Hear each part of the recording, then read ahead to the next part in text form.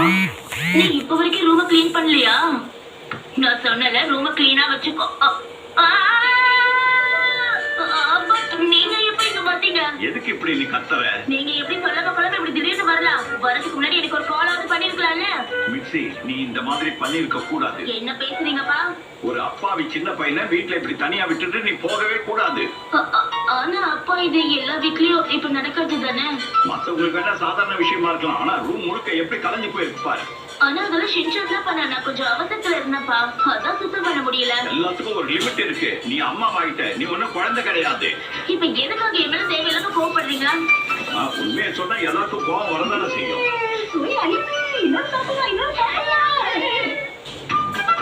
கடைசி வரைக்கும் எங்க அம்மாவால யோகட்ட பண்ணவே முடியலீங்க. மிஸ்ஸஸ் நோஹாரா, உங்களுக்கு யோகட் பிடிக்குமா?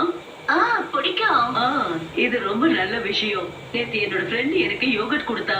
அதான் டிவி மேகசின்ல எல்லாம் ஆட் வருமே, அந்த ஃபேமஸ் யோகட். அது ரொம்ப நல்லா இருக்கும். நீங்க சொல்றது கினோக்கு யோகட்டா? இல்ல கினோக்குங்கிறது டீ. காஸ்பியன் சீ யோகட். அதேதான். என்னால இவ்வளோத்தையும் ஒரு ஆளா சாப்பிட முடியாது.